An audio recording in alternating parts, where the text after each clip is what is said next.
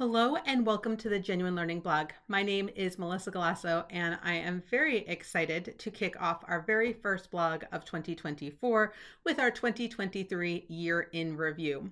So first and foremost, Happy New Year. I am very excited for an amazing 2024. I hope 2023 was wonderful for you, but we look forward to what's going to be happening in 2024.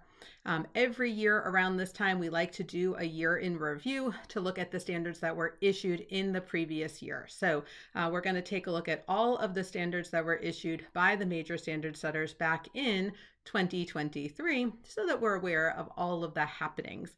And we're going to start with the AICPA. So the AICPA issued SAS 149, which is with respect to group audits, and made some changes around the concept of a component auditor.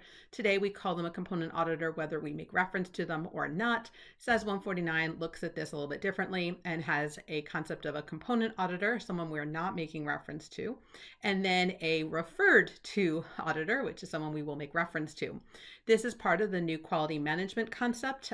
Those that we're making reference to are not part of our system of quality management and therefore will be separate. But if you are not making reference, you're taking responsibility, then you are going to be treating them as part of your system of quality management.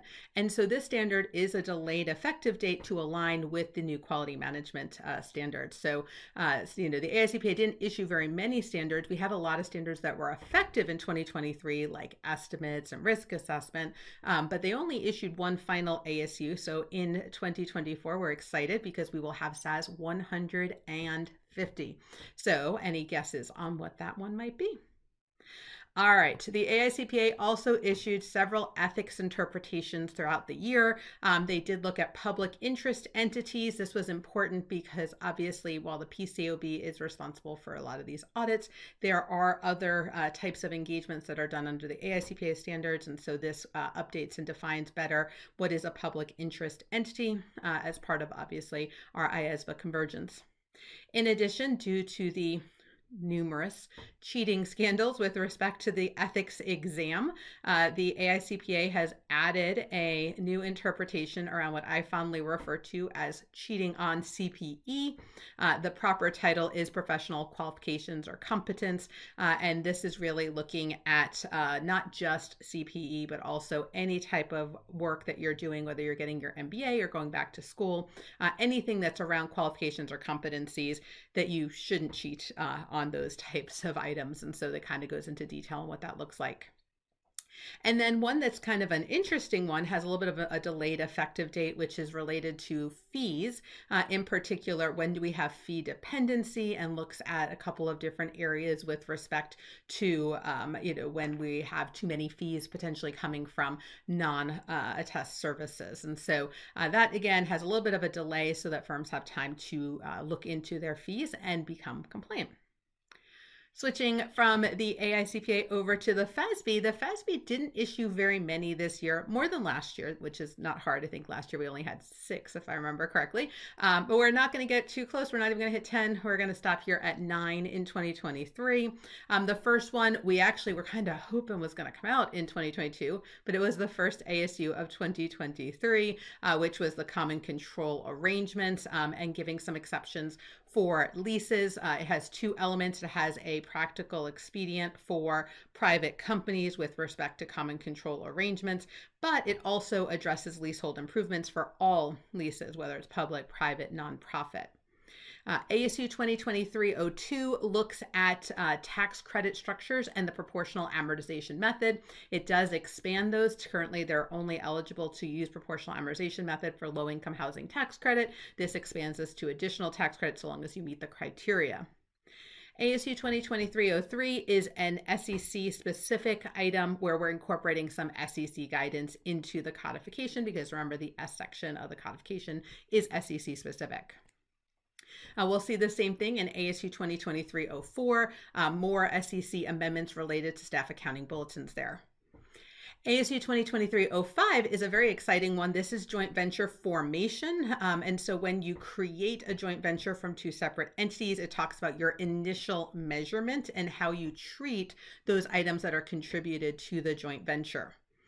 ASU 2023-06 is another SEC. This is related to disclosures that were recommended by the SEC. So this is something that if you work with SEC clients, you should definitely take a look at. ASU 2023-07 actually also only impacts public companies because this is segment reporting.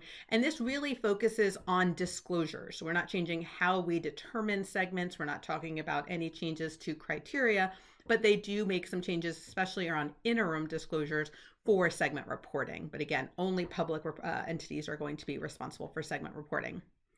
ASU 2023-08 was very exciting. In fact, it was the #1 requested item in the invitation to comment for the agenda consultation, which is accounting for and disclosure of crypto assets. And so again, digital currency really didn't have any good guidance. It was left basically as an intangible, and it was basically held at cost less impairment.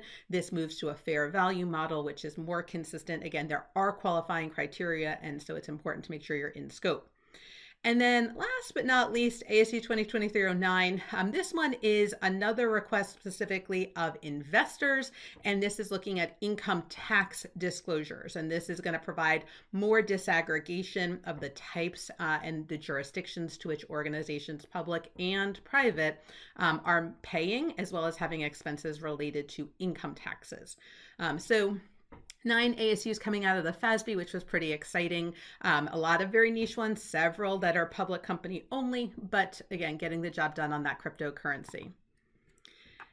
GASB has some big ones coming. Revenue and expense recognition has gotten a lot of attention this year, but also the financial reporting model, which everybody has been kind of following. They made some significant changes to the scope of that, removing governmental funds from that project and creating sort of a separate quasi-project for right now.